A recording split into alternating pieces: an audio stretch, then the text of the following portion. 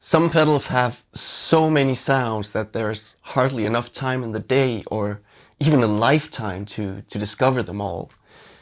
You know the type of pedal that I'm talking about, the ones with so many controls that they make you feel like Indiana freaking Jones searching for the holy sonic grail. And it can get overwhelming really quick, so much that most of us just stick to the first couple of sounds that we unearth and never venture any further from there. But if we just once in a while take the time to dive into the darker corners of a specific device, it can be really rewarding. And that's exactly what happened when I decided to go beyond the basic controls on my Red Panda Context 2 to explore its extremely powerful dynamic potential. It ended up unleashing a full-on pedal combo avalanche, which in return inspired this sound.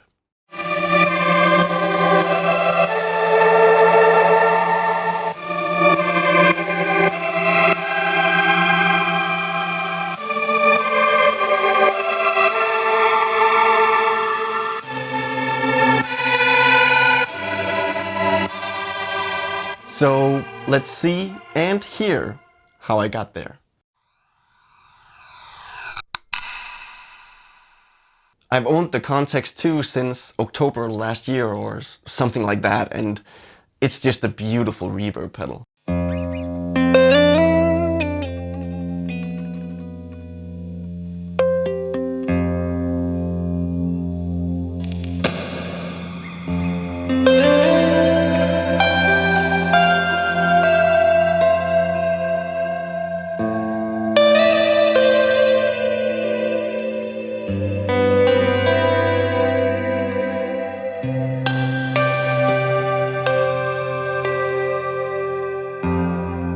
And even though it sports a lot of controls and alt controls, it's actually really intuitive to use.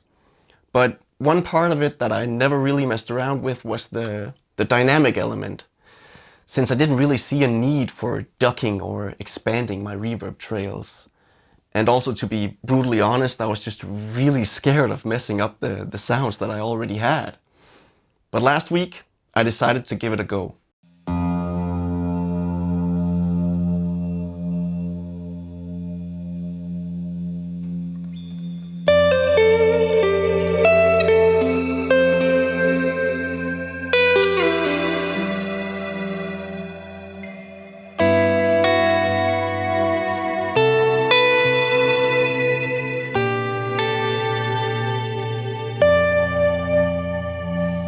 I quickly discovered that the dynamics could be far from subtle and create these extremely gated and swell-like effects, which led me to this sound.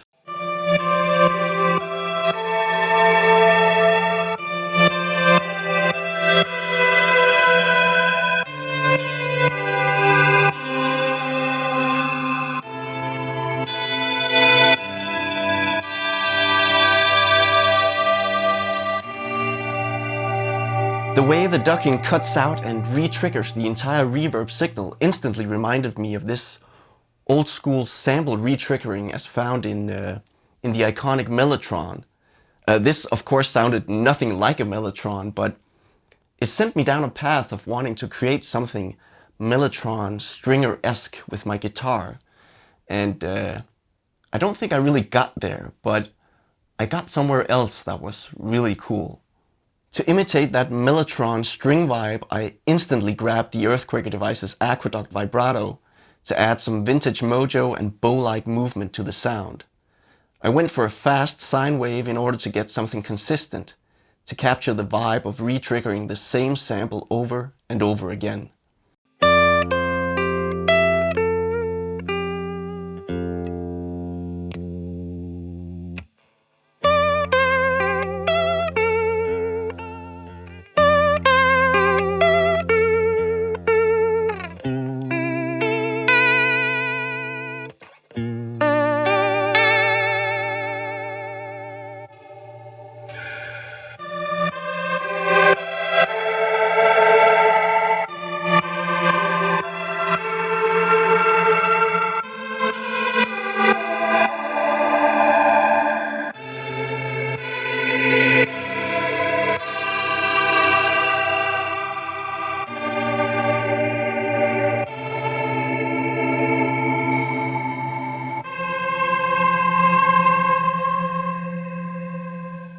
Then, to somewhat mimic the multi-layered nature of the Mellotron, I added in some lo-fi pitch shifting from the old blood noise reflector V3 to add an octave up to the sound.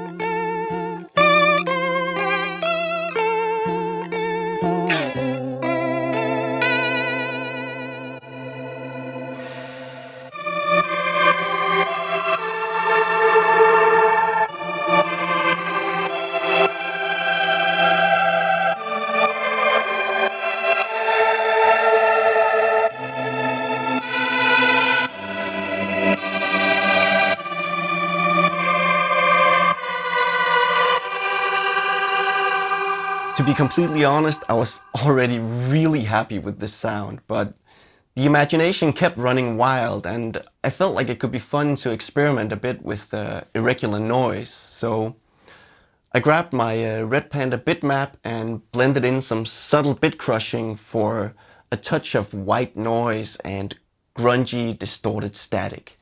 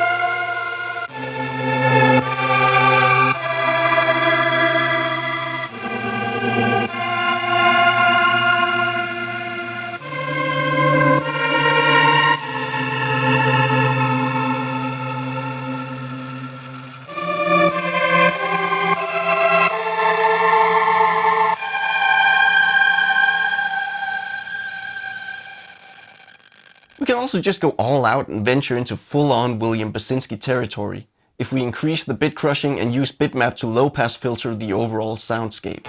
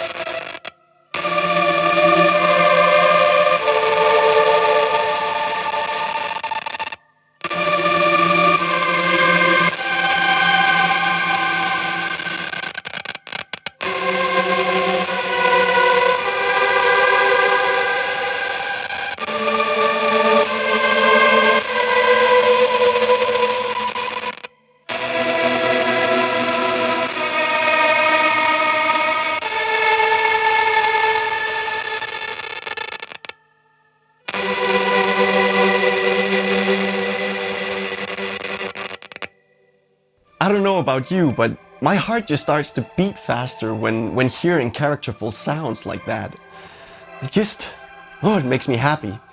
And I know it's probably not a sound you would throw in during a jam with friends, but it's a sound that's highly usable for shaping you know, intros or outros for a song, or for recording subtle textures in the studio, or even for small atmospheric compositions in between songs, either live or on a record.